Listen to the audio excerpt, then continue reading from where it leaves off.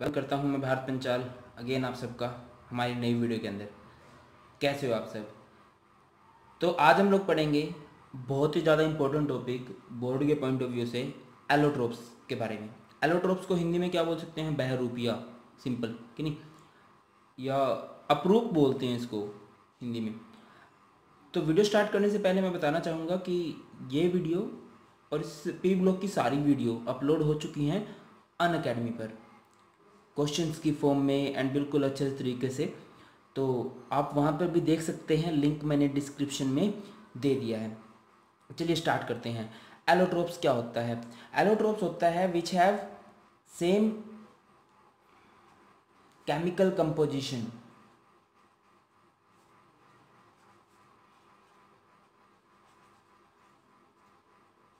But different physical property. क्या मतलब है इस बात का कि केमिकल कंपोजिशन तो सेम रहेगी, मीन्स जो अंदर है वो सेम रहेगा, बट बाहर से जो उसकी लुक होगी वो चेंज हो जाएगी।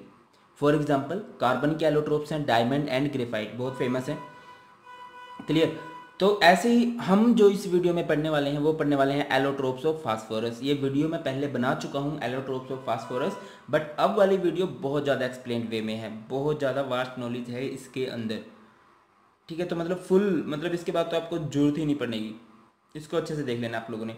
देखिए, जो एलोट्रोप्स होते हैं, white phosphorus, white yellow phosphorus, red phosphorus, violet phosphorus, scarlet phosphorus and black phosphorus. White phosphorus की ये सब एलोट्रोपिक फॉर्म होती है, white, red, violet, scarlet and black. But जो हमने पढ़ना है वो हमारे जो सिलेबस में है वो white phosphorus, red phosphorus and black phosphorus. तो हम ज़्यादा डीप में इन्हें ही पढ़ने वाले हैं।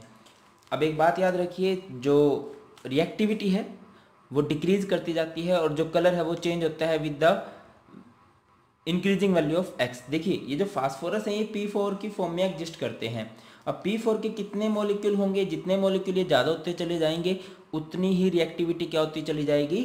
कम होती चली जाएगी। तो हम सबसे पहले पढ़ने वाले हैं अबाउट वाइट फास्फोरस के बारे में कि वाइट फास्फोरस क्या होता है। सबसे पहली बात कि मोस्ट कॉमन वैरायटी है, सबसे ज़्यादा मिलता है। इसके बाद सॉफ्ट होता है, ट्रांसलूसेंट होता है, वाइट वैक्सी सॉलिड है विद गार्लिक स्मेल। स्ट्रक्चर देखिए इसका टेट्राहेड्रल टाइप से स्ट्रक्चर होता है, कुछ इस तरह से, कुछ इस तरह से इसका स्ट्रक्चर हुआ करता है। ओके, जिसमें कि बॉन्ड एंगल रहेगा 60 डिग्री का। अगली बात करते हैं, it can be cut with knife, बहुत सॉफ्ट होता है, इसको आप आसानी से चाकू से काट सकते हैं। इट मेल्ट्स एट 317 केल्विन, इसका जो मेल्टिंग पॉइंट होता है वो 317 केल्विन होता है, 317 केल्विन होता है, और बॉइलिंग पॉइंट होता है 553 kelvin. It is insoluble in water, important point है ये कि ये इनसॉल्युबल इन वाटर होता है, बट सॉल्युबल होता है किसके अंदर? बेंजीन के अंदर, कार्बन डाइसल्फाइड के अंदर एंड अमोनिया के अंदर। मोस्ट इंपॉर्टेंट बात है ये वाली कि ये पानी में तो नहीं घुलेगा, बट किसके अंदर घुलेगा? कार्बन डाइसल्फाइड के अंदर, बेंजीन के अंदर एंड अमोनिया के अंदर। कुछ अगली प्रॉपर्टी पढ़ते हैं। तो ये जो होते हैं, इट इज़ वेरी पॉइजनस, बहुत ही ज़्यादा पॉइजनस होता है ये। ठीक है, और जो मतलब इसके जो वेपर्स भी हैं, मीन्स पूरे जानलेवा होते हैं, बहुत ज़्यादा जहरीली होती है इसके वेपर्स भी। It glows in dark, important बात है कि ये डार्क के अंदर ग्लो करता है। क्यों ग्लो करता है? Due to its high reactivity, बहुत ज़्यादा रिएक्टिव होता है। और इस प्रॉपर्टी को क्या बोला जाता है? इस प्रॉपर्टी को बोला जाता है केमिल्यूमिनेसेंस। किस प्रॉपर्टी को? ये जो ग्लो करता है डार्क के अंदर, अंधेरे के अंदर। नेक्स्ट बात है कि white phosphorus P4 molecules are stable up to 1070 kelvin, मतलब जब तक इतना टेम्परेचर रहता है 1070 केल्विन रहता है तब तक तो ये P4 की फॉर्म में ही एग्जिस्ट करता है। बट अगर मैं इसके टेम्परेचर को बढ़ा देता हूँ, किससे? 1070 केल्विन से ज़्यादा अगर मैं इसका टेम्परेचर कर देता हूँ तो ये डिसोशिएट हो जाता है किसके अंदर? P2 मॉलिक्यूल के अंदर। नेक्स्ट प्रॉपर्टी की तरफ बढ़ते हैं। तो white phosphorus is less stable, come stable है, और इसी वजह से इसकी रिएक्टिविटी क्या है? ज़्यादा होती है दूसरे फास्फोरस की फॉर्म के कंपैरिजन में, like red phosphorus, black phosphorus, उन सबसे ज़्यादा रिएक्टिव होता है। It's ignition temperature is very low, ignition में जिस पे जलेगा और वो कितना है 303 केल्विन। अगर मैं सेल्सियस में बात करूं तो 30 डिग्री सेल्सियस है इसका इग्निशन टेम्परेचर, बहुत कम है, तो इसीलिए इसमें बहुत जल्दी आग लग जाती है। और एयर की प्रेजेंस में आग लगती है तो जैसे ही ये ऑक्सीजन के साथ जुड़ता है ये वाइट फ्यूम बनाता है P4O10, इस फॉर्म में एग्जिस्ट करता है, 5O2 कर देंगे। और इसी वजह से इससे बचाने के लिए इसको क्या किया जाता है, वाटर के अंदर स्टोर करके रखा जाता है। को जैसे ही ये एयर के कांटेक्ट में आएगा रिएक्शन करेगा, वाइट फ्यूम्स बनाएगा और आग लग जाएगी इसके अंदर। बात करते हैं रिएक्शन विद मेटल्स की, कि रिएक्शन मेटल के साथ कैसे करेगा ये। अब देखिए जो वाइट फास्फोरस है बहुत रिएक्टिव है और मेटल्स भी जो होती हैं रिएक्टिव होती हैं। तो जैसे हमने इसको मेटल के साथ ट्रीट किया, एक मेटल जिसकी कि +1 चार्ज है जिसके ऊपर, तो फास्फोरस उसके ऊपर नेगेटिव ऑक्सीडेशन स्टेट में कंबाइन करेगा तो ये कुछ ऐसे बन जाएगा M3P, क्रिस क्रॉस मेथड है ना, 3 इधर 1 इधर। और अगर कोई मेटल अगर ऐसी है जिस पे +2 चार्ज है तो कुछ ऐसे क्रिस क्रॉस, अगेन ये भी क्या बन जाएगा, ये बन जाएगा M3P2। या फिर कोई ऐसी मेटल जिसके ऊपर +3 चार्ज होता है तो P3 नेगेटिव क्रिस क्रॉस होगा तो सेम है तो ये कैंसिल हो जाएगा, ये आपका बन जाएगा MP। तो कुछ इस तरह से हमने लिया हुआ है जिसके ऊपर +1 चार्ज है वह सोडियम, इसे बोला जाएगा जो प्रोडक्ट बना है सोडियम फॉस्फाइड। जिस पे +2 चार्ज होता है मैग्नीशियम, यानी से इसके प्रोडक्ट को बोला जाएगा मैग्नीशियम फॉस्फाइड। अब देखिए कि रिएक्टिविटी या रिएक्शन विद सोडियम और potassium is very vigorous. Vigorous means क्या होता है, बड़ी जोरदार रिएक्शन होती है। को सोडियम पोटेशियम भी बहुत रिएक्टिव है, मतलब यही है ना, आग से आग टकरा गई है। तो कुछ ऐसा हुआ है कि सोडियम पोटेशियम भी बहुत रिएक्टिव होते हैं और वाइट फास्फोरस भी बहुत ज़्यादा रिएक्टिव है। अब इतनी ज़्यादा रिएक्टिव है दैट्स वाई जो रिएक्शन रहती है वो विग्रस होती है, बहुत ज़ोरदार रहती है। रिएक्शन विद हैलोजन इंपॉर्टेंट है, एग्जाम्स के अंदर आ सकती है। हैलोजन्स भी रिएक्टिव होते हैं और जब फास्फोरस हैलोजन्स के साथ रिएक्ट करता है तो मोस्टली वो बनाना पसंद करता है ट्राई हैलाइड। ट्राई हैलाइड बनाता है, बट अगर ज़्यादा आपने हैलोजन ले लिया और एक्सेस में ले लिया और लंबे टाइम तक अगर आप उसको रख के रखोगे उसके साथ, देन वो पेंटा हैलाइड भी बना सकता है या बनाएगा। और जब भी वो हैलोजन्स के साथ जुड़ता है तो वहाँ पे भी आग लगती है। देखिए P4 6Cl2 PCl3 बन गया, बट अगर आपने हैलोजन एक्सेस में लिया है देन क्या होने वाला है, देन यहाँ पे पेंटा हैलाइड बनेगा। ओके है। नेक्स्ट बात करते हैं कि जब हम इसकी रिएक्शन कराते हैं किसके साथ, कास्टिक सोडा के साथ वाइट फास्फोरस की। वाइट फास्फोरस की जब आपने रिएक्शन कराई है विद 3NaOH कास्टिक सोडा के सॉल्यूशन के साथ, तो यहाँ पे हमारा बन जाएगा फोस्फिन एंड एक हमारा बनेगा सोडियम हाइपोफॉस्फाइड। इंपॉर्टेंट रिएक्शन है और ये हमारा एग्जांपल है किसका, एक डिसप्रपोर्शनेशन रिएक्शन का। कौन सी रिएक्शन की बात कर रहा हूँ मैं, डिसप्रपोर्शनेशन रिएक्शन। डिसप्रोपोर्शनेशन रिएक्शन क्या होती हैं डिसप्रोपोर्शनेशन रिएक्शंस, वो रिएक्शन जिसमें एक ही एलिमेंट की ऑक्सीडेशन स्टेट इंक्रीज भी करती है और उसी की ऑक्सीडेशन स्टेट डिक्रीज भी करती है। यहाँ पे अगर P4 में आप फास्फोरस की ऑक्सीडेशन स्टेट चेक करोगे तो वो 0 है, बट अगर PH3 में देखोगे तो वो -3 है। और इसके अंदर आप जब फास्फोरस की ऑक्सीडेशन स्टेट चेक करोगे तो वो आएगी +1। तो इंक्रीज भी कर रही है डिक्रीज भी कर रही है, इंपॉर्टेंट है, डिसप्रोपोर्शनेशन रिएक्शन का ये एग्जाम्पल बनता है। अगले फास्फोरस की टाइप की तरफ बढ़ते हैं तो रेड फास्फोरस। देखिए रेड फास्फोरस बनाया जाता है किससे, वाइट फास्फोरस से।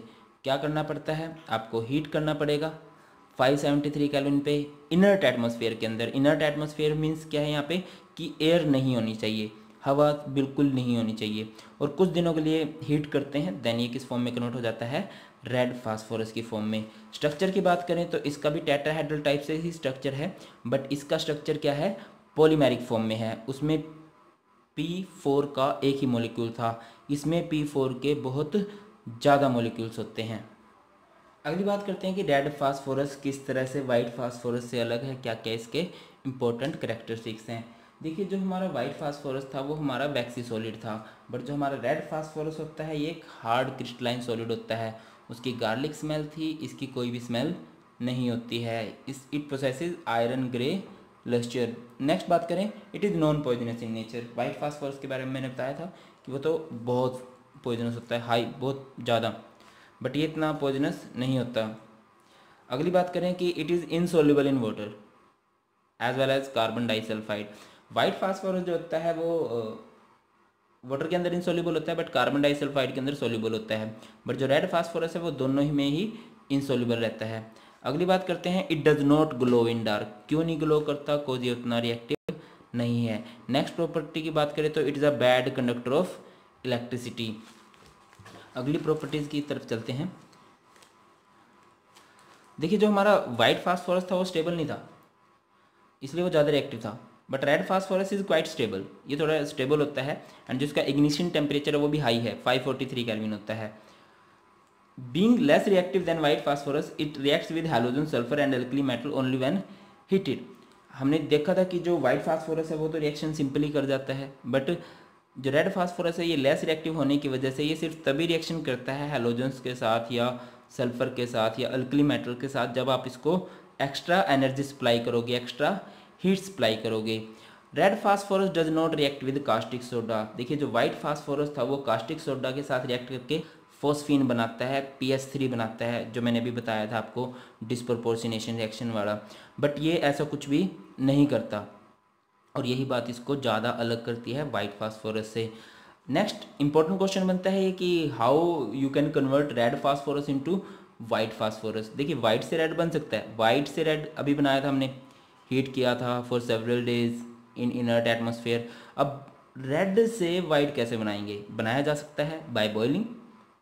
एंड उसके बाद क्या करना है आप लोगों ने, इसके जो वेपर्स बने हैं वाइट फास्फोरस के वाटर के अंदर उनको कंडेंस कर लीजिए तो आपको वाइट फास्फोरस मिल जाएगा। नेक्स्ट बात करते हैं ब्लैक फास्फोरस। वाइट रेड के बारे में डिस्कस कर चुके हैं। ब्लैक फास्फोरस हमारा दो फॉर्म के अंदर एग्जिस्ट करता है। First is alpha black phosphorus and second is beta black phosphorus. Alpha black phosphorus बना करता है रेड फास्फोरस से एंड बीटा ब्लैक फास्फोरस बना करता है वाइट फास्फोरस से। करना क्या है, रेड फास्फोरस को जब आप हीट करते हो 803 केल्विन पे एक सील ट्यूब के अंदर तो आपका अल्फा ब्लैक बनेगा, और वाइट फास्फोरस को जब आप हीट करोगे 473 केल्विन टेम्परेचर पे एंड वेरी हाई प्रेशर। कितना प्रेशर? 4000 टू 12000। तो वाइट फास्फोरस को जब आप हीट करते हो 4000 से 12000 एटमॉस्फेरिक प्रेशर के अंदर, देन आपका बीटा ब्लैक फास्फोरस बनता है। अब देखिए वाइट फास्फोरस में एक P4 मॉलिक्यूल था, रेड फास्फोरस के अंदर बहुत सारे P4 मॉलिक्यूल थे, पॉलीमेरिक स्ट्रक्चर था। बट इसका तो वेरी हाई पॉलीमेरिक स्ट्रक्चर बनता है, मीन्स बहुत ज़्यादा। उसमें तो सिर्फ एक रो ऐसे चलती है रेड फास्फोरस के अंदर, तो सिर्फ ऐसे। बट इसका अंदर क्या होता है, जिग जैग इधर उधर हर जगह, मतलब बहुत ही ज़्यादा पॉलीमेरिक स्ट्रक्चर होता है ब्लैक फास्फोरस का। एंड इसी वजह से जो इसकी डेंसिटी हुआ करती है वो कम हुआ करती है। It has a black metallic lustre, it has sharp melting point of 860 kelvin. Next बात करें, it is a moderate conductor of heat and electricity. Next बात करते हैं तो it is thermodynamically the most stable and inactive form of phosphorus. Question आता है कि सबसे ज़्यादा रिएक्टिव कौन है, सबसे कम रिएक्टिव कौन है। तो एलोट्रोपिक फॉर्म में बात करें तो फास्फोरस की सबसे रिएक्टिव फॉर्म होती है वाइट फास्फोरस, और जो सबसे कम रिएक्टिव होती है वो होती है ब्लैक फास्फोरस। स्टेबिलिटी की बात करें तो सबसे कम स्टेबल होता है वाइट फास्फोरस, और जो सबसे ज़्यादा स्टेबल होता है वो होता है ब्लैक फास्फोरस। लास्ट बात करते हैं, it's specific gravity is 2.69। Specific gravity जो कैलकुलेट की गई है वो कैलकुलेट की गई है by comparing its density with the density of water. Water के साथ इसकी डेंसिटी को कंपेयर किया गया तो इसकी जो डेंसिटी है वो 2.69 टाइम्स ज़्यादा है।